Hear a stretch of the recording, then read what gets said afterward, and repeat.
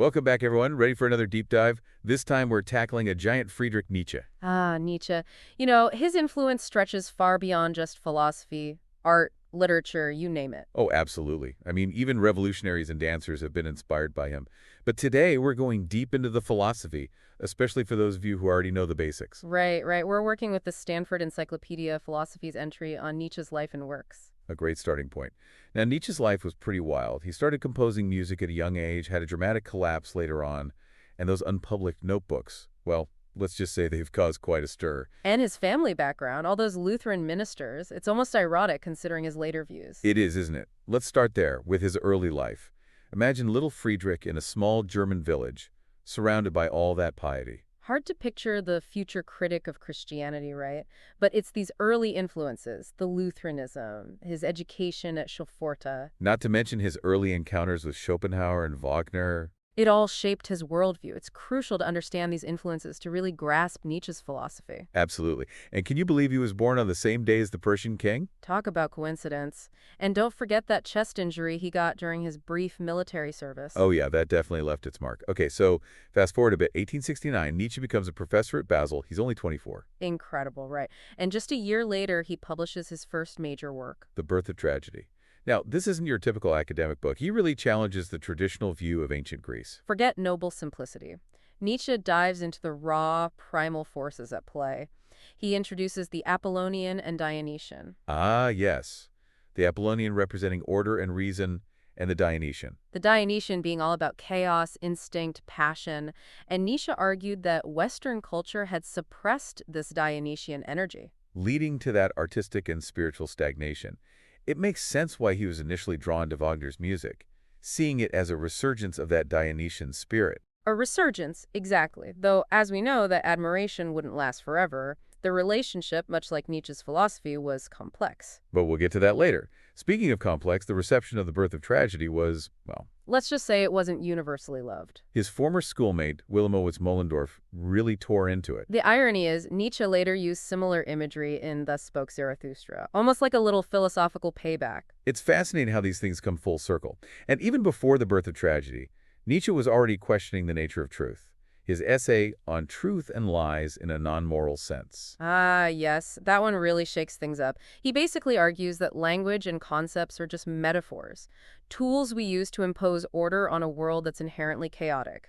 So truth is just a convenient fiction. You could say that, and this sets the stage for his later, even more radical critiques of morality. The very foundations of good and evil will be put to the test. So we're moving into what's often called his middle period, right? And there's a real shift happening here. Oh yeah, he's breaking away from those early influences like Wagner and Schopenhauer, really forging his own path. Right. It's not just following in their footsteps anymore. He's pushing back, challenging their ideas, especially their pessimism. And you can see it in his writing too, right? It's changing. It's less like those big scholarly works. Yeah, he's getting more aphoristic. Think human, all too human, for example. It's like he's trying to capture these bursts of insight, almost like lightning in a bottle. Exactly. And it's during this time that he really starts developing the concept of the will to power. You see it emerge in Daybreak. Ah, yes, the will to power, such a central theme in his later work, but it's often misunderstood, isn't it? It is. It's not about brute force or domination like some people think. Definitely not. It's not about conquering others or imposing your will on the world. It's much more nuanced. Exactly. He sees it as this fundamental drive, this striving for growth, expansion, even self-overcoming. So even acts that seemed altruistic could be seen as expressions of the will to power. It's a pretty radical idea.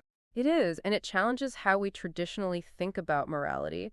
He sees morality itself as a way of shaping the world according to our values. So for Nietzsche, even morality is a manifestation of the will to power. Wow. And then, of course, there's the gay science, where he introduces some of his most famous and challenging concepts. You're talking about the death of God and eternal recurrence, right? Those are the ones, and they're really intertwined. First, the death of God. Now, he doesn't mean this literally. Right. It's more about the decline of those traditional values, the loss of absolute truth, It's like the foundation of Western morality is crumbling, and we have to grapple with what that means. and then eternal recurrence. Wow, this idea of reliving every moment of your life over and over again, eternally. It's a lot to take in. Yeah, even for a philosopher. And Nietzsche, he didn't see it just as a theory. It was almost like a psychological test. Could you embrace everything, knowing you'd live it all again, exactly as it was? It makes you think about the choices you make, the meaning we find in life. Absolutely. And this idea of eternal recurrence, it becomes deeply connected to the Übermensch, the overman that's introduced in Thus Spoke Zarathustra. Oh yes, Zarathustra.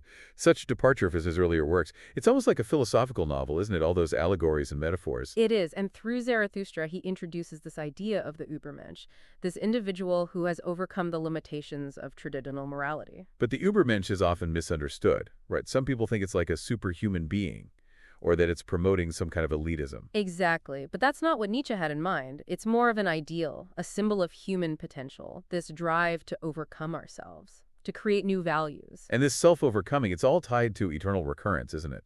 The Übermensch is the one who can embrace eternal repetition, not just endure it, but find joy in it. To reach a level of self-affirmation where you can say yes to life, even knowing you'd live it all again. It's amazing, right? How his ideas about the will to power and eternal recurrence all come together. It is. But Nietzsche's story doesn't end there. His final years were actually some of his most productive. Oh, absolutely. He was writing like a man possessed. And the works from this period, some of his most controversial, for sure. His final year, 1888, was a whirlwind. He published The Case of Wagner, where he totally tears apart his former idol. Yeah, it's a complete reversal from his earlier view of Wagner as this champion of the Dionysian spirit. It's like he's saying, look, I've moved on, and you should too. Always questioning, always reevaluating. And then there's Twilight of the Idols. He goes after Socrates, Plato, Kant, even Darwin. It's like he's taking on the whole history of Western thought. Exactly. And of course, there's the Antichrist, probably his most controversial work. Yeah, his critique of Christianity really comes to a head there. He sees it as the ultimate expression of what he calls slave morality, valuing humility and self-denial over strength and power. Now, it's important to remember that Nietzsche wasn't promoting hatred or intolerance. Right. He was urging us to really examine the roots of Christian morality, how it shaped our values, and, in his view, often held us back. He wanted us to confront its darker side and reclaim that power and vitality he felt it had suppressed. But even with all these critiques, he still makes time for self-reflection. Oh, you're talking about Ecce Homo. That's the one. It's a fascinating look into his own mind, his motivations, struggles, and insights. It's so Nietzsche, bold, provocative. He even titles sections things like Why I Am So Wise and Why I Write Such Good Books. He knew he was shaking things up. But tragically, all this intellectual energy was cut short. In early 1889, he had a complete mental breakdown. Collapsed right there on the streets of Turin. And the cause? Still a mystery? Some say syphilis, others a brain tumor. Whatever it was, it's a sad end to such a brilliant mind. He spent his last years in his family's care. But his ideas lived on. They spread like wildfire, influencing thinkers throughout the 20th century and beyond. Freud, Sartre, Camus, Foucault, the list goes on. And his work is still relevant today. It challenges us to think critically, to confront those uncomfortable truths about ourselves and the world. So as we wrap up our Nietzsche deep dive, what's the takeaway for our listeners? Well, Nietzsche urges us to question everything, our values, our beliefs, everything we think we know. He pushes us to move beyond those easy answers, to embrace the complexity of life, and to strive for something more. He reminds us that philosophy is not just about abstract theories. It's about grappling with those big questions, the ones that really matter, the questions that define what it means to be human. And even if you don't agree with all his conclusions, his insights are invaluable. He forces us to think differently about morality, power, truth, the whole human condition. And on that note, we want to thank you for joining us on this journey through the world of Friedrich Nietzsche. Keep those minds working, folks. Keep questioning, keep exploring, keep diving deep.